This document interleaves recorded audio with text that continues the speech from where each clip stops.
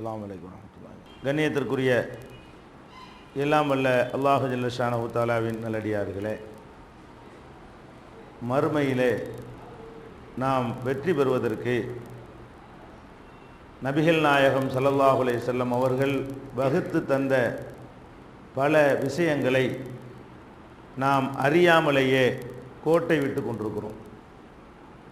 அந்த வகையில் பசித்தவர்களுக்கு உணவளிப்பது எவ்வளோ ஒரு முக்கியமான ஒரு நடைமுறை என்பதை சென்ற வாரம் நாம் பார்த்தோம். அதனுடைய தொடர்ச்சியாக அதோடு சேர்த்து நபிகள் நாயகம் ஸல்லல்லாஹு அலைஹி வஸல்லம் அவர்கள் இன்னொரு நன்மை தரக்கூடிய காரியத்தை சொன்னார்கள். அது என்னவென்றால், ஐயுல் இஸ்லாமி ஹைருன், இஸ்லாத்தில் ரொம்ப சிறந்த காரியம் எது? நான் ஒரு முஸ்லீமாக இருக்கிறேன், இஸ்லாமிய வணக்க வழிபாடுகளை எல்லாம் செய்த பிறகு சிறந்த காரியம் எது என்று கேட்கும் பொழுது நபிகள் நாயகம் ஸல்லல்லாஹு அலைஹி வஸல்லம் அவர்கள் ரெண்டு விஷயத்தை சொன்னாங்க. ஒன்று துத்இமு தஆம், பசிச்சவங்களுக்கு உணவளித்தல். இரண்டாவது சொன்னார்கள் வ தக்ரவு சலாம அலாமன் அரப்த ஒமல்லம் தாரிஃப், உனக்கு தெரிந்தவர்களாக இருந்தாலும் தெரியாதவர்களாக இருந்தாலும் அவங்களுக்கு சலாம் சொல்லு.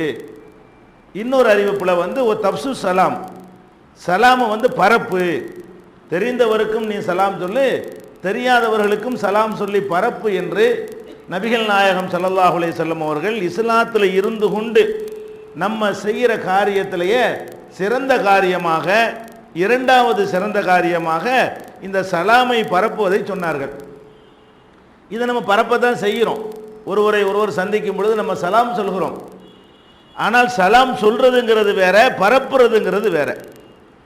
அதுவும் தெரிந்தவர்கள் தெரியாதவர்களுக்கு பரப்பு என்று சொல்கிறார்கள். உனக்கு தெரிஞ்ச ஆளுக்கு தான் சொல்லணும்னு நினைக்காத, யாருன்னே தெரியாத ஆளாக இருந்தாலும் சரி அவருக்கு சொல்லு.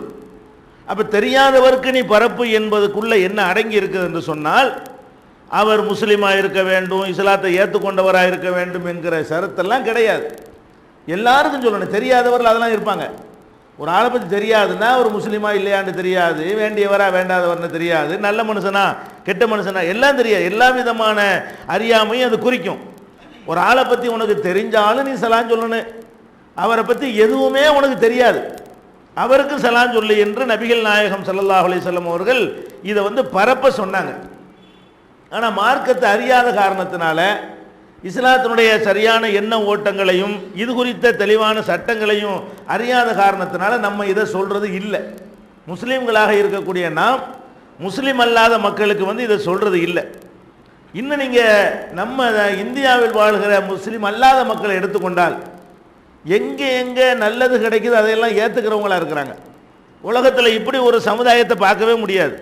எதெல்லாம் நல்லது மாதிரி அவங்களுக்கு தெரிகிறதோ அதெல்லாம் வந்து எந்த விதமான காழ்ப்புணர்வு இல்லாமல் அதை கடைபிடிக்கக்கூடியவங்களாக இருக்கிறது நீங்கள் பார்க்குறீங்க. இப்போ வந்து நடைமுறையில் ஒருத்தர் சந்திக்கும் பொழுது என்ன செய்கிறாங்கன்னா, குட் மார்னிங்கிறாங்க, குட் நைட்டுங்கிறாங்க, குட் ஈவினிங்னு சொல்கிறாங்க. இதெல்லாம் இவங்கள்ட்ட உள்ளதா? இல்லை. இவங்க சொல்கிறத விட கொஞ்சம் நல்லது மாதிரி அவங்களுக்கு தெரியுது. வெளியிலேருந்து கொண்டு வந்து அவங்க வந்து சிலர் திணிக்கிறாங்க. இதுக்கு பழக்கத்துக்கு ஆளானவன என்ன செய்கிறாங்க, இதையே தங்களுடைய வாழ்க்கையில் எல்லாருமே கடைப்பிடிக்கிறாங்க. அவங்க வேற ஒரு மதத்தில் உள்ளவங்களாக இருந்தால் கூட ஒருவர் சந்திக்கும் பொழுது இந்த மாதிரி குட் மார்னிங் சொல்கிறாங்களே, இதெல்லாம் அவங்களுடைய மதத்தில் அவங்களுடைய பழக்க வழக்கத்தில் உள்ளதா? இல்லை. அது கொஞ்சம் நல்லதாக இருந்துச்சுன்னு அவங்க நினைக்கிறாங்க, அதை எடுத்துக்கொள்கிறார்கள். ஆனால் நம்ம சொல்லக்கூடிய சலாம் இருக்குது பாருங்க, இதுக்கு நிகரான ஒரு முகமன் உலகத்தில் கிடையாது. சலாம் சொல்வதற்கு நிகரான ஒருவர் சந்திக்கும் பொழுது சொல்கிற முகமன் வாழ்த்து இருக்குத, இதுக்கு ஈக்குவலாக எதுவுமே கிடையாது. ஏன்னு கேட்டால், ஒருவர் நம்ம சந்திக்கிறோம். சந்திக்கக்கூடிய நேரத்தில் நம்மால் சந்திக்கப்படக்கூடியவர் வந்து பலவித நிலைமைகள் இருப்பார். கவலையாக இருப்பார், சந்தோஷமாக இருப்பார், கோபமாக இருப்பார், பாதிக்கப்பட்டிருப்பார், நோய்வாய்ப்பட்டவராக இருப்பார், இப்படி பலவிதமான நஷ்டப்பட்டவராக இருப்பார். இப்படி பலவிதமான நிலைகளில் நீங்கள் ஒருத்தரை பார்க்குறீங்க.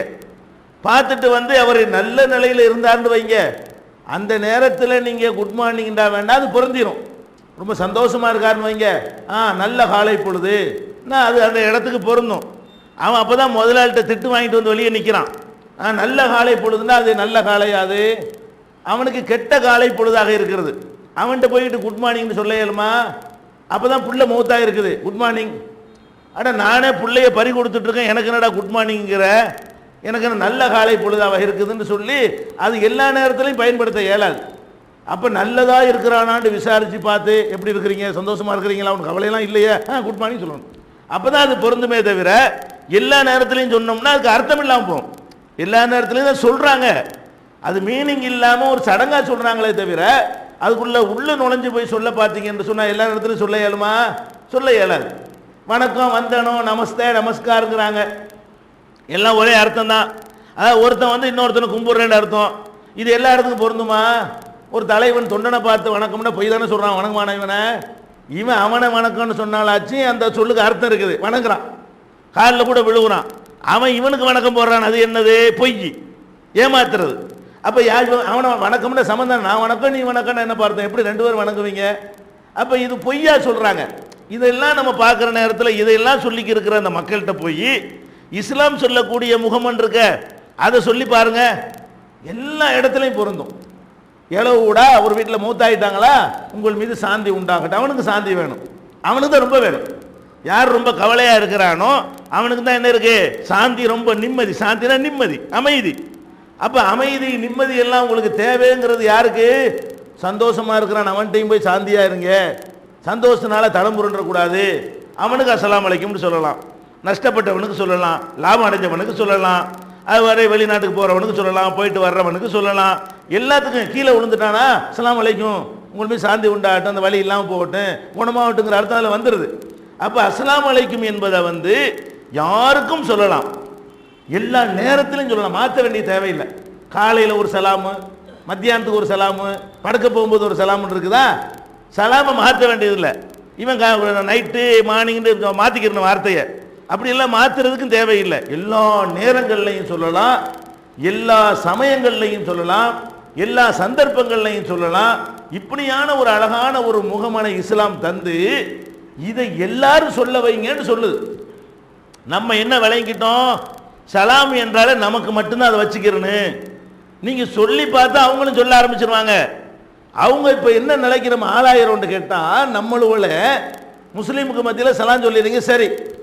இதை நீங்கள் பரப்பாத காரணத்தினால முஸ்லீம் அல்லாத மக்கள் என்ன நினைக்கிறாங்க, நம்ம போய் இவங்களுக்கு சலாம் சொன்னால் பதில் சொல்லுவாங்களா, திரும்பிட்டு போயிட்டா என்ன செய்யறது அப்படி நினைத்து கொண்டு அவன் உங்களை வணக்கம்ங்கிறான், நீங்களும் வணக்கங்கிறீங்க.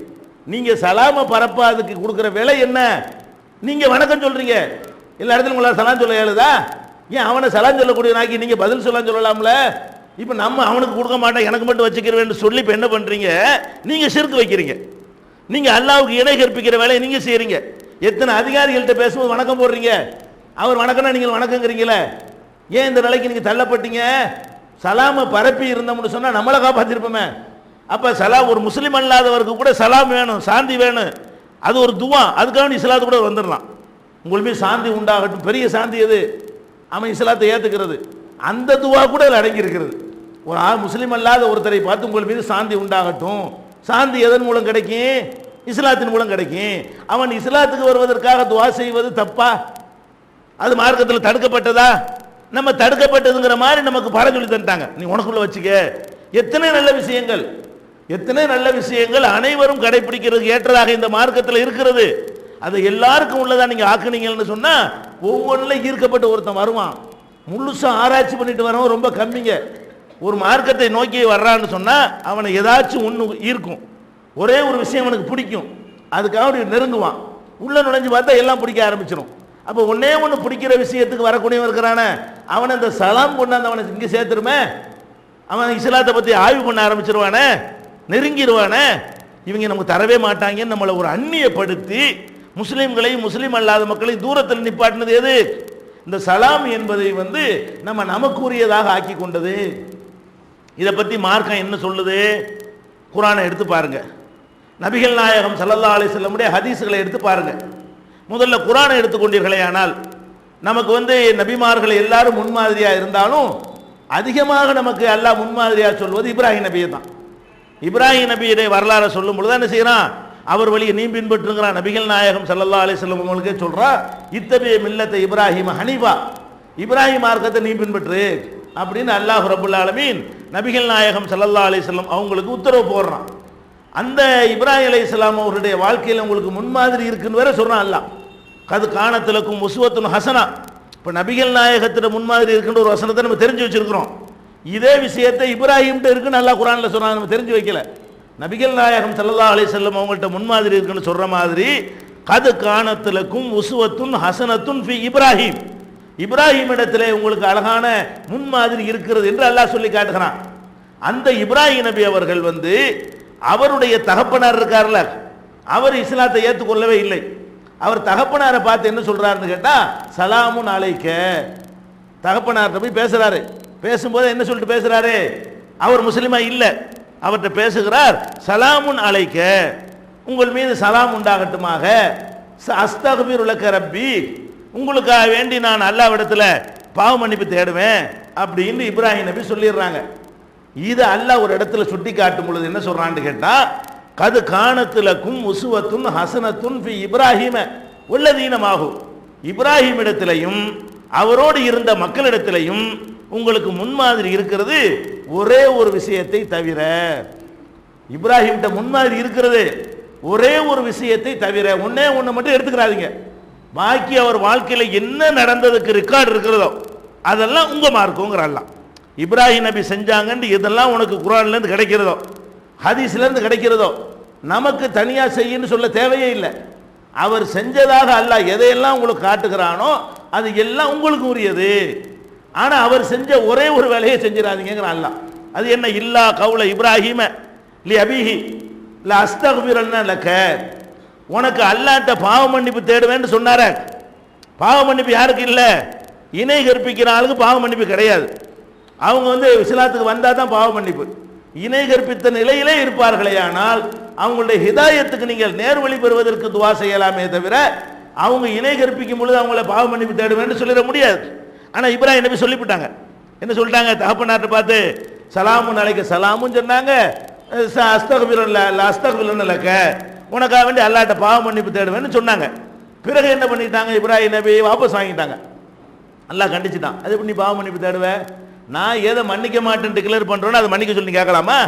நான் தான் மன்னிக்க மாட்டேன், சிறுக்க மன்னிக்க மாட்டேன்னு நான் சொல்லிவிட்டேன்ல, அப்புறமேல எப்படி நீ அவருக்கு மன்னிப்பு கேட்ப அப்படின்னு சொன்ன உடனே அதை அல்லாஹ் குர்ஆன்ல சொல்லி காட்டுறான். மாக்கான இஸ்திக்பார் இப்ராஹிம் அலி அபிஹி, தகப்பனாருக்கு இப்ராஹிம் நபி இஸ்திக்பார் பாவ மன்னிப்பு தேடினாங்களே அது இல்லா மௌஇதத்தின் வாதஹா ஐயாஹு, ஏதோ வாக்களிச்ச அடிப்படையில் அவர் செய்து விட்டார். பலம்மா தபையன அன்னஹு அதுவுல் இல்லா, தகப்பனார் அல்லாஹ்வுடைய எதிரி என்று தெரிந்த பிறகு தபர்ரா மின்ஹு, அதிலிருந்து விலகி கொண்டார். அல்லாஹ் தெரியாம சொல்லிட்டேன், இனிமே கேட்க மாட்டேன் என்று அவரே திருந்து விட்டார். அதனால அவர் திருந்தின ஒரு விஷயத்தை நீ முன்மாதிரி எடுத்துக்கிறாத. அவர் விட்டுட்டார், அவரே முதல்ல தப்பா சொன்னாரு. அப்ப இந்த பாவ மன்னிப்பு தேடியதை தவிர அனைத்திலையும் முன்மாதிரி இருக்கு என்று சொன்னால், பாப்பாக்கு சலாம் சொன்னார், அதுல முன்மாதிரி இருக்கா இல்லையா? பாப்பா முஸ்லீம் இல்லை தானே? முஸ்லீம் அல்லாத தகப்பனாருக்கு போய் சலாமுன் அலைக்குன்னு சொல்லியிருக்கிறார்ல. அப்ப சலாம் சொன்னார் என்று அல்லாஹ் குர்ஆன்ல சொல்லி காட்டுறான். அதுல முன்மாதிரி இருக்குங்கிற லிஸ்ட்ல அதையும் சேர்த்துறான். ஒன்னே ஒண்ணுல தான் முன்மாதிரி இல்லைங்கிறான். அப்ப இப்ராஹிம் நபி அவர்கள் தகப்பனார் முஸ்லீமாக இல்லாமல் இருந்தும் அவருக்கு சலாமை பரப்பி இருக்கிறார்கள்.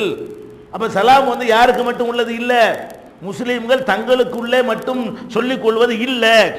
தங்களுக்கு உள்ளதா இருந்தால் அந்த வாசகத்தை ரசூலுல்லாஹ் சொல்ல மாட்டாங்க. இந்த வாசகத்தை தெரிஞ்சவருக்கும் சொல்லு, தெரியாதவன்ல யார் வேணாலும் இருப்பானே. தெரியாதவனுக்கு சொல்லு என்பதில் தெரியாதவன் யாரை எந்த மதத்துக்காரன் இருப்பானே, எந்த இனத்துக்காரனும் இருப்பானே, அதை பற்றி கவலைப்படாத யாரா இருந்தாலும் கண்டு மூஞ்ச கண்டா சலாம், மனுஷனை கண்டா சலாம் சொல்லு, அவ்வளவுதான். அதனால தெரிஞ்சவர் தெரியாதவரில் என்ன அடங்கிடுவாங்கன்னா மனுஷன் அர்த்தம். அதுக்கு தெரிஞ்சவர் தெரியாதவருடைய சுருக்கமாக சொல்வதாக இருந்தால் எந்த மனுஷனை கண்டாலும் சொல்லு, அதானே அதுக்கு அர்த்தம். அப்போ நபிகள் நாயகத்தினுடைய அந்த சொல்லிலிருந்து விளங்குகிறது, இப்ராஹிம் நபியுடைய அந்த அறிவுரையிலிருந்து விளங்குகிறது. இன்னும் சொல்ல போனால் திருக்குர்ஆன்ல அல்லாஹ் சொல்லி காட்டுகிறான், ஒய்தா சமிஉல் லகுவ, வீணான வேடிக்கையான அனாச்சாரமான காரியங்கள் நடப்பதை காணும் பொழுது, யாரு மற்ற காபிர்களுடைய நடவடிக்கை பற்றி எல்லாம் சொல்லிக்கிட்டு வர்றான். அப்ப சொல்லுவார்கள் நல்லடியார்கள், காலு லனா அமாலுனா வழக்கும் அமாலுக்கும், எங்க அமல் எங்களுக்குப்பா, உங்க அமல் உங்களுக்கு, நாங்க செய்யற காரியம் எங்களை சேரும், நீங்க செய்யற காரியம் உங்களை சேரும், இதுல நாங்க பங்கெடுக்க மாட்டோம். சலாமுன் அலைக்கும், உங்கள் மீது சலாம் உண்டாவட்டுமாக, லா நபுத்தகில் ஜாஹிலீன், ஆனா வீணர்களை மூடர்களை நாங்க பின்பற்ற மாட்டோம்னு சொல்லி போய்கிட்டே இருங்க. அப்ப தப்பான வீணான காரியங்களை செய்கிறார்கள் என்பதில் யாரெல்லாம் வரும்? அந்த காலத்தில் வீணான காரியம் செஞ்சவங்க யாரா இருப்பாங்க? குர்ஆன் இறங்கி கொண்டிருக்கிற காலத்தில், நம்ம இந்த காலத்தில் தான் முஸ்லீம்லேயே ரெண்டு இருக்குது. குடிக்கிற முஸ்லீம், குடிக்காத முஸ்லீமு, திருடுற முஸ்லீமு, திருடாத முஸ்லீமு, தௌஹீதில் இருக்கிற முஸ்லீமு, தௌஹீது இல்லாத முஸ்லீம்லாம் இப்போ தான். ரசூலுல்லாஹ் காலத்தில் இப்போ நம்ம வீண் கலாச்சாரத்தில் ஈடுபட்டதில் முஸ்லீம் யாராவது இருக்கவா செய்வாங்க? முஸ்லீம்கள்லாம் போய் இதில் பங்கெடுக்கவா செய்வாங்க? நபிகள் நாயகம் ஸல்லல்லாஹு அலைஹி வஸல்லம் காலத்தில் கூட்டமாக சேர்ந்துக்கிட்டு கேளிக்கை கூத்தில் ஈடுபடுறார்கள் என்று சொன்னால் அவர்கள் யாராகத்தான் இருப்பார்கள்? முஸ்லீம் அல்லாமல் தான் இருப்பாங்க. ஒரு முஸ்லீம் கூட, தனிப்பட்ட ஒரு முஸ்லீம் தப்பு செய்வான், கூட்டமாக சேர்ந்துக்கிட்டு கூத்தடிக்கிறது இந்த மாதிரியான வேலையெல்லாம் செய்கிறது முஸ்லீம் சமுதாயத்தில் அன்னைக்கு கற்பனை செய்ய முடியாது, நபிகள் நாயகம் வாழுகிற காலத்தில். அப்போ அந்த காலத்தில் அல்லாஹ் சொல்கிறான், வீணான காட்சிகள் அவங்க செஞ்சுக்கிட்டு இருந்தாங்கன்னு சொன்னால், ஓஞ்சைகள் உனக்கு, ஏஞ்சைகள் எனக்கு, சலாமுன் அலைக்கும் போயிட்டு வரி. அவனுக்கு போய் சொல்லணுமா? அவன்கிட்ட போய் நம்ம சொல்லணுமா? சலாமுன் அலைக்கும் யாருக்கு சொல்லணுமா? இந்த அநியாயம் பண்ணிக்கிட்டு ஆடல் பாடல் கூத்து கும்மாளம் செஞ்சுட்டு இருக்கிறானே அவங்ககிட்ட போய், அதாவது முஸ்லீம் அல்லாத மக்கள்கிட்ட போய் சலாமுன் அலைக்கும், அல்லாஹ் உங்களுக்கு சாந்தி, இந்த கெட்ட செயலில் உங்களை திருத்தட்டும் அர்த்தம் வந்துடுறதில்ல. சலாமுன் அலைக்கும், அல்லாஹ் உங்களுக்கு சாந்தியை தரட்டும். அப்போ வழங்குதா இல்லையா? குர்ஆன் என்ன சொல்லுது? இவர்களுக்கு போய் சலாம் சொல்லுங்க. சலாம் எல்லாருக்கும் பொதுங்கிற சொல்ல வர்றேன். சலாம் முஸ்லீமுக்கு மட்டும் உள்ளதே இல்லை. அதே மாதிரி திருக்குர்ஆனை எடுத்து பார்த்தீர்களே ஆனால், இதா தகல்தும் புயூத்தன் லா ததுகுலு புயூத்தன் கைர புயூத்திக்கும், உங்க வீடு இல்லாத வேற வீட்டுக்கு நீங்க போறதாக இருந்தால், உங்க வீடு அல்லாத வேற வீட்டுக்கு நீங்கள் போவதாக இருந்தால், ஹத்தா தஸ்தனிசு வ துஸல்லிமு அலா அஹ்லிஹா, அவங்கள்ட்ட பர்மிஷன் கேட்காம நுழையாதீங்க.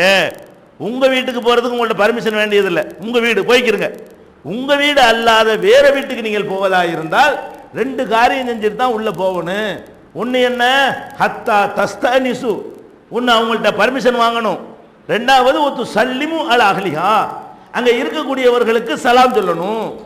அப்ப உங்கள் வீடு அல்லாத வேற வீடு என்பதுல முஸ்லீம் முஸ்லீம்னு பிரிச்சா அல்லாஹ் சொல்றான். உங்க வீடு இல்லை, வேற வீடு, அவ்வளவுதான். அந்த வேற வீடு எதுவாக இருக்கலாம்? முஸ்லீம் வீடா இருக்கலாம், கிறிஸ்துவ வீடா இருக்கலாம், இந்து வீடா இருக்கலாம், யாரா வேணாலும் இருக்கலாம். உங்க வீடு அல்லாத வேற வீட்டுக்கு போனீர்களே ஆனால் அதுல அனுமதியும் வாங்கிக்கிறங்க, சலாமும் சொல்லிக்கிறங்க. அப்போ ஒரு வீட்டுக்கு போய் கதவு அஸ்ஸலாமு அலைக்கும் சொல்லுங்க.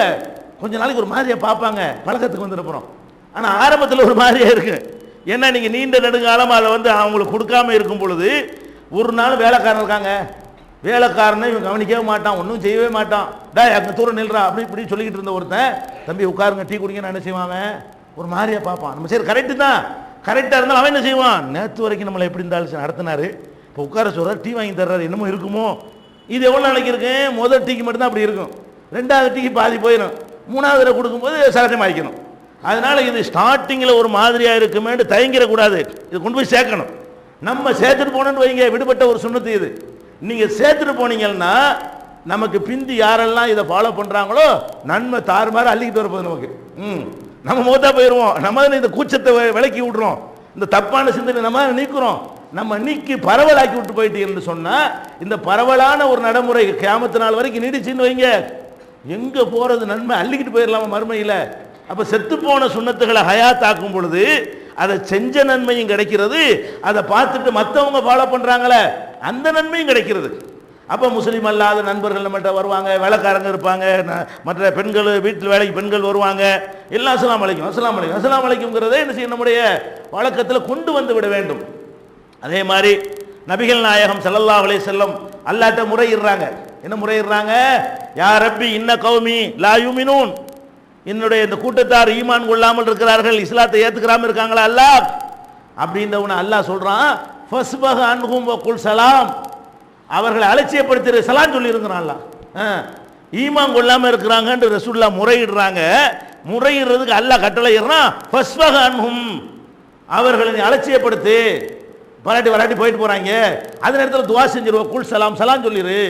அப்ப சலாம் சொல்லுண்டால யாருக்கு? லாயூமின் வருது, ஈமான் கொள்ளாம இருக்கிறார்கள், நம்பிக்கை கொள்ளாமல் இருக்கிறார்கள் ஒரு மக்களை பற்றி சொல்லும் பொழுது அதுக்கு அல்லாஹ் என்ன உத்தரவு போடுறான்? குல் சலாம் சலாம் சொல்லு அப்படின்னு சொல்லி காட்டுறான். அப்ப இந்த சலாம் சொல்லுதல் என்பது யாருக்கு உரியது மட்டும் இல்லை, நமக்கு உரியது மட்டும் இல்லை. இப்ராஹிம் நபி அவர்கள்ட்ட அவங்க ஆம்பளை பிள்ளை பிறக்க போற நற்செய்தியை சொல்வதற்காக வானவர்கள் வர்றாங்க, மலக்குகள் வர்றாங்க. அதோட லூத் நபி சமுதாயத்தை அழிக்கிறதுக்கு போய்கிட்டு இருக்கிறாங்க. என்ன செய்யறாங்க? மலக்குன்னு இவருக்கு தெரியாது, இப்ராஹிம் நபிக்கு வந்து மனித வடிவத்தில் அவர்கள் வந்ததுனால அவங்கள யாருன்னு கண்டுபிடிக்க முடியல. வந்தவர்கள் காலு சலாமா, சலாம் சொன்னார்கள்.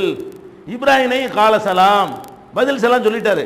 சொல்லிவிட்டு கவுமுன் முன்கரூன், நீங்க யாருன்னு தெரியலையப்பா, நீங்க யாரு? அப்ப சலாத்தை சொல்லிவிட்டு தான் யாருன்னு கேட்கிறாரு. அப்ப யாருன்னு தெரியாம சலாம் சொன்னா என்ன அர்த்தம்? அவன் அதை பத்தி அவர் கவலைப்படலை. நீங்க எவனா இருந்தா எனக்கு என்னப்பா, நீனு சலாம் சொல்ற நானும் சலாம் சொல்றேன். இப்போ பொதுவு சலாம் என்பது பொதுவு, அது மலக்குன்னு பின்னாடி தெரிஞ்சு போச்சு. ஏன் மலக்கு இல்லாம ஒரு காபிரா கூட இருக்கலாம்ல, முஸ்லீம் அல்லாத கூட இருக்கா, தெரிஞ்சு அவர் சொன்னாரு. யாருன்னு வந்தாங்க, காலு சலாம் சொல்றாங்க, கால சலாம், அவரும் சலாம்ங்கிறாரு. சொல்லி முடிச்ச விட்டு சொல்றாரு கவுமுன் முன்கரூன், நீங்க யாருன்னு ஒண்ணு பண்ண உங்களை பார்க்கலையே, நீ யாரு? அப்புறம் தான் சொல்றாங்க நாங்க மலக்குகள் இந்த மாதிரி வந்திருக்கோம், இந்த விஷயத்துக்கு வந்திருக்கோம்னு விளக்குறாங்க. இதுவும் குர்ஆன்ல தான் இருக்கிறது. அப்ப இப்ராஹிம் நபிட்ட முன்மாதிரி இருக்குன்னா என்ன அர்த்தம்? வந்தா சலாம் சொல்லிட்டு போக வேண்டியதானே, அல்ல சலாம் சொன்னா பதில சொல்லிட்டு போயிட வேண்டியது தானே. அப்ப இந்த சலாம் என்பது நம்மளும் சலாம் சொல்லணும், சலாத்துக்கு பதிலும் சொல்லணும். இதை வந்து எல்லாரும் சொல்லக்கூடிய வகையில் இதனுடைய சிறப்பை வரை நீங்க சொல்லணும். இது எவ்வளவு அழகா இருக்கு பத்தியா, அறிவுஜீவிகள் இருந்தா, விவரம் தெரிஞ்சவங்க இருந்தாங்கன்னா இது எவ்வளவு நல்லா இருக்கு பத்தியா. நீங்க யாருடைய சுயமரியாதையும் பாதிக்கல, வணக்கம்னா சுயமரியாதை பாதிக்குது. நான் போய் ஒருத்தனை வணங்குறேன்னு சொன்னா அவன் பெருசு நான் சின்னதுன்னு ஆயிடுது. அப்ப அப்படி தேவையில்லை, சகத்துவம் ஈக்குவாலிட்டி இருக்கும், சமமா இருக்கும். சமமா ரெண்டு பேர் நின்று நீனும் எனக்காக பிரார்த்தனை பண்ணு, நானும் உனக்காக பிரார்த்தனை பண்றேன், உங்கள் மீது சாந்தி உண்டாகட்டும், உங்கள் மீது சாந்தி உண்டாகட்டும். எவனும் பெருசு கிடையாது, பெரிய மகான் தான் பிரார்த்தனை செய்யணும், சாதாரண மக்கள் பிரார்த்தனை போய் கெஞ்சணுங்கிறதுலாம் அதெல்லாம் அடிபடுது. இப்ப இதை யாருக்கும் கடவுள்கிட்ட பிரார்த்தனை பண்ணலாம், உங்கள் மீது சாந்தி, உங்கள் மீது சாந்தி, உங்கள் மீது சாந்தி. இப்ப இது எவ்வளவு அழகா இருக்கிறது. ஏன் இதை கொண்டு போக மாட்டேங்கிறீங்க? இஸ்லாம் கொண்டு போக சொல்ற ஒரு விஷயத்தை எதுக்கு மறுக்கிறீங்க? நபிகள் நாயகம் ஸல்லல்லாஹு அலைஹி வஸல்லம் காலத்தில் நடந்த ஒரு சம்பவம், சஹீஹுல் புகாரியில இடம்பெற்றிருக்கக்கூடிய ஒரு சம்பவம். என்னன்னா, சாத் இப்னு உபாதா அவர்கள் மதீனாவுடைய அன்சாரிகளுக்கு தலைவராக இருந்தார். அவருக்கு உடம்பு சரியில்லை என்று அவரை பார்க்கறதுக்கு ரசூல் ஸல்லல்லாஹு அலைஹி வஸல்லம் போய் கொண்டிருக்கிறார்கள். கூட உசாமாவுடைய குதிரையில, உசாமாவுக்கு பின்னாடி இவங்களுக்கு பின்னாடி உசாமா நினைவில்லை, உசாமாவோட சேர்ந்து அந்த வாகனத்தில் போய் கொண்டிருக்கிறார்கள். போய் இன்னொரு கூட்டம் அப்படி மக்கள்லாம் உட்கார்ந்துருக்கிறாங்க. அதுல வந்து கொஞ்சம் முஸ்லீம்கள் இருந்தாங்க, இணை கற்பிக்கிறவங்களும் இருந்தாங்க, யூதர்களும் இருந்தாங்க. எல்லாரும் கூட்டமாக உட்காந்துக்கிட்டு ஏதோ பேசிக்கிட்டு இருக்கிறாங்க. உடனே நபி ஸல்லல்லாஹு அலைஹி வஸல்லம் பார்த்துட்டு இறங்கி சலாம் சொன்னாங்க. அஸ்ஸலாமு அலைக்கும் என்ன செய்கிறாங்க, உங்களுக்கு சலாம் சொல்கிறாங்க. அப்போ சில பேர் இதை வச்சு என்ன செய்வாங்கன்னா, முஸ்லீமும் கொஞ்சம் இருந்தாங்க, அதுக்கு தான் சொன்னாங்க வியாக்கியானவோ. அந்த சபையில் கொஞ்சம் முஸ்லீமும் இருந்தாங்க, கொஞ்சம் யூதர்களும் இருந்தார்கள், அல்லாஹ்வுக்கு இணை கற்பிக்கிறவங்களும் இருந்தாங்க, சிலைகளை அபதத்துல் அவுதான் வருது, சிலைகளை வணங்கக்கூடியவர்களும் இருந்தாங்க. எல்லாரும் இருந்த ஒரு சபையில் போய் அஸ்ஸலாமு அலைக்கும்னு சொல்கிறாங்க. சொல்லிட்டு என்ன செய்கிறாங்கன்னா, இதுக்கு விளக்கம் கொடுக்குற தஃப்சீர் கொடுக்குறாங்கல்ல, இந்த சலாம் அடுத்த ஆளுக்கு போயிடக்கூடாதுன்னு நினைக்கிறாங்கல்ல, அவங்க கொடுக்குற விளக்கம் என்ன தெரியுமா? இது ஏன் சொன்னாங்க தெரியுமா? அதில் 4 முஸ்லீம் இருந்தாலும் அதுக்கு தான் சொன்னாங்க, அவங்களுக்காக சொல்லலை அப்படிங்கிறாங்க. அது பொய், அந்த ஹதீஸில் அது பொய்ன்னு வருது. எப்படி வருது? இப்போ சல்லம அலைஹிம், அவர்களுக்கு சலாம் சொன்னார்கள், ஓ தஆஹும் இலல் இஸ்லாம், அவர்களை இஸ்லாத்துக்கு கூப்பிட்டார்கள். யாருக்கு சலாம் வழங்கி போச்சா? சலாமும் சொன்னார்கள், ஓ தஆஹும் இலல் இஸ்லாம், இஸ்லாத்திற்கு அவங்களை அழைத்தார்கள். ஃபகர அலைஹிமுல் குர்ஆன், அவங்களுக்கு குர்ஆனை ஓதி காட்டினார்கள். இஸ்லாத்துக்கு யார் அழைப்பாங்க? முஸ்லீமை அழைப்பாங்க? முஸ்லீம் தான் ஆல்ரெடி இஸ்லாத்துக்கு வந்திருக்கிறாரா? யாருக்கு சலாம் சொன்னார்களோ அவர்களை இஸ்லாத்துக்கு அழைத்தார்கள் வருது. அப்ப இஸ்லாத்திற்கு அழைத்தார்கள் என்றால் யாருக்கு? இஸ்லாத்தில் இல்லாதவங்களுக்கு. அப்ப யாருக்கு சலாம் சொல்லி இருக்கிறார்கள்னா, இந்த முஸ்லீம் இருந்தது உங்களுக்கு தெரியுமா தெரியாதா நமக்கு தெரியல. ஆனால் அவர்கள் யாருக்கு சலாம் சொன்னாங்க? தாவா இஸ்லாத்திற்கு அழைக்க போறாங்க, சலாம் அலைக்கும், இதாப்ப நல்ல மார்க், எல்லாரும் வந்துருங்க பாக்குறாங்க. அப்ப யாரை கருத்தில் கொண்டு சலாம் சொல்றாங்க? வராதவங்களை, இஸ்லாத்துக்கு வராத மக்களுக்கு சலாம் சொன்னதுனால தான் அவங்கள தஆஹும் இலல் இஸ்லாம், புகாரில் வரக்கூடிய அறிவிப்பு. இஸ்லாத்திற்கு அவங்களை அழைச்சாங்க. கரா அலைஹிமுல் குர்ஆன், குர்ஆன் அவங்களுக்கு ஓதி காட்டினாங்க என்றெல்லாம் வருகிறது. அப்ப இதில் நம்ம என்ன வழங்குறோம்? சலாம் என்பது வந்து இஸ்லாத்தில் அழைக்கிறதுக்கு முன்னாடி யாரை அழைக்க போறீங்களோ அவங்களுக்கு சொல்ல வேண்டிய விஷயம். இதையே நீங்க பரவலாக்காம இருக்கிறீங்க, இது நல்லா விளங்கி கொள்ள வேண்டும். ஒன்னே ஒன்று இருக்கிறது, என்னன்னு கேட்டா, யகூதிகள் ஒரு ஹதீஸை தான் கொண்டாந்து இப்படி முட்டு இவ்வளவு குர்ஆன் ஆயத்து இருக்கிறது, ரசூலுல்லாஹ்வுடைய கூட நடைமுறை இருக்கிறது. இன்னும் சொல்ல போனா அல்லாஹ் குர்ஆன்ல சொல்லி காட்டுறான், இதா ஹய்யிதும் பி தஹியத்தின் ஃபஹய்யு பி அஹ்ஸன மின்ஹா, உங்களுக்கு முகமன் கூறப்பட்டால் அதை விட அழகிய முகமனை கூறுங்கள். அவன் அஸ்ஸலாமு அலைக்கும் வலைக்கும் அஸ்ஸலாம் ரஹ்மத்துல்லாஹி பரகாத்துன்னு சிறப்பாக சொல்லுங்க, அப்படி சொல்லக்கூடிய மார்க்கம் இது. சில பேர் முஸ்லீம் அல்லாத சகோதரர்கள் வந்து அவன் ஏதோ நம்ம நட்பை காட்டுறதுக்காக அஸ்ஸலாமு அலைக்கும்வான். பதில் சொல்லக்கூடாதான், தலையாட்டிட்டு போறது. நம்மளால என்ன செய்வாங்க, அவன் அஸ்ஸலாமு அலைக்கும் அவனே விளங்கிட்டு ஏதோ அவன் சொல்றான் அஸ்ஸலாமு அலைக்கும், நம்ம என்ன செய்யணும்? பதில் சொல்லணுமா இல்லையா? அதை விட சிறந்தது சொல்லுங்கன்னு எல்லாம் சொல்றான். நம்மளால என்ன செய்வார்னு கேட்டா, இதான் பதிலா, அழகிய பதிலா இது? அவன் எவ்வளோ மதிச்சு இஸ்லாத்தை விரும்பி இது அழகா இருக்குன்னு விளங்கி உனக்கு அஸ்ஸலாமு அலைக்கும்ங்கிறான். நீ மகிழ்ச்சியில் அப்படி பூரிச்சு போய் சிரிச்ச முகத்தோட அலைக்கும் அஸ்ஸலாம்ல நீ சொல்லணும். மூஞ்சி திருப்பிட்டு மாதிரி தலையாட்டினே என்ன அர்த்தம்? நாளைக்கு சொல்லுவானா இருக்காச்சு? அப்போ இப்படியான ஒரு போக்கு இருப்பதை பார்க்கிறோம். இந்த போக்கிலிருந்து நம்ம என்ன செய்யணும்? விடுபட்டு ஆகணும். சலாமை எல்லாத்துக்கும் என்ன செய்யணும்? பரவலாக்கணும் என்பதில் நம்ம ரொம்ப கவனமாகவும் ரொம்ப தெளிவாகவும் ரொம்ப உறுதியாகவும் இருக்க வேண்டும். இதுக்கு அளப்பரிய நன்மை நமக்கு மறுமையில் கிடைக்கும். நபிகள் நாயகம் ஸல்லல்லாஹு அலைஹி வஸல்லம் அவர்கள் சொன்னார்கள், லா தூமினு ஹத்தா தஹாபு, ஒருவரை ஒருவர் நேசிக்காத வரை நீங்கள் மூமினாக ஆக முடியாது. மூமின்னா ஒருத்தர் விரும்பணும், நேசிக்கணும். அப்போ எப்படி நேசிக்கிறது? எப்படி ஒருத்தர் நேசிக்கிறது சொல்றாங்க? ஒருத்தரை ஒருத்தர் சலாம் சொல்லாம நேசிக்க இயலாது. ஒருத்தர் மனுஷ குலத்தை நேசிச்சாதான் நீ மூமினாக முடியும். மனித குலத்தை நேசிக்கிறது எப்போ வரும்னு கேட்டா சலாமை கொண்டே தவிர உங்களுக்கு ஒருத்தர் நேசிக்க இயலாது. கசப்பே போயிருங்க, கலவரமே வராது. இதை மட்டும் அப்படி பழவிட்டியல்னா நம்மளை அது ஒண்ணுங்கிற மாதிரி ஆயிரும். அவனுக்கு மனசுல ஒரு நல்ல சோதரில் பழகுறாங்களே, சலாம் வளைக்கிறாங்களே அப்படின்னு நெருங்கி குரான்டா என்னங்க, இஸ்லாம்டா என்னங்க, வேற என்னங்க இருக்குது. இன்னைக்கு நம்ம நடைமுறையில் பார்க்குறோம். எத்தனை எழுத்தாளர்கள்லாம் இன்ஷா அல்லாஹ் சொல்கிறான். ஏன்னா அது நல்ல வேலைக்கு அவனா சொல்லிக்கிறது. உங்கள்கிட்ட பதில் வாங்குறான்னு அதையும் ஆஃப் பண்ணியிருப்பீங்க. சலாம்ங்கிறது அவன் நம்மள்கிட்ட சொல்லி பதில் வாங்குறது, அதனால அதை அவன் செய்ய மாட்டேங்கிறான். இன்ஷா அல்லான்னு உங்கள்கிட்ட சொல்றது இல்லை.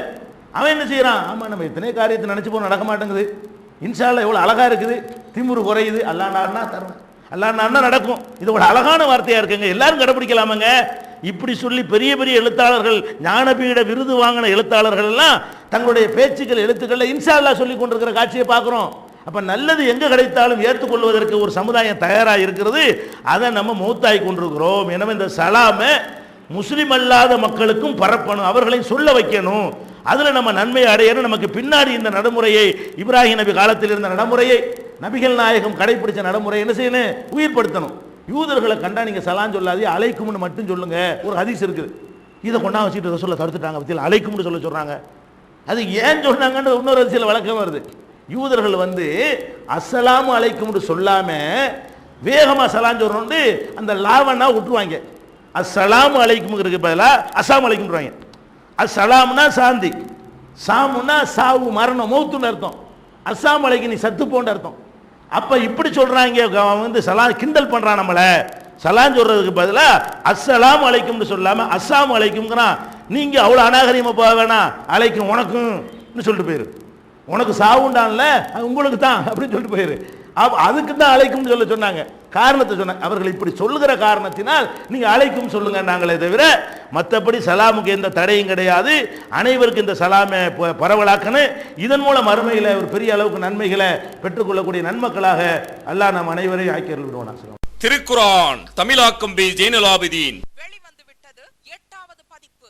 அனைவருக்கும் புரியும் எளிய நடை, தேவைப்படும் வசனங்களுக்கு தெளிவான விளக்கங்கள், கலை சொற்களின் விளக்கங்கள், திருக்குரான் எவ்வாறு அருளப்பட்டது, எவ்வாறு தொகுக்கப்பட்டது என்பது குறித்து முழுமையான விளக்கம். நபிகள் நாயகம் ஸல்லல்லாஹு அலைஹி வஸல்லம் காலம் முதல் இன்று வரை குர்ஆன் பாதுகாக்கப்பட்ட வரலாறு, திருக்குரான் இறைவனின் வார்த்தைகள் என்பதற்கான அடுக்கடுக்கான ஆதாரங்கள், முந்தைய பதிப்புகளை விட மெருகூட்டப்பட்ட செய்திகள், கூடுதலான பக்கங்கள், அழகிய வடிவமைப்பு, உயர்தரமான பைண்டிங். விலை ரூபாய் 300 மட்டுமே. வெளியீடு மூன் பப்ளிகேஷன், நம்பர் 83/3, முதல் மாடி, மூர்தரு, மண்ணடி, சென்னை 1. போன் 65690810.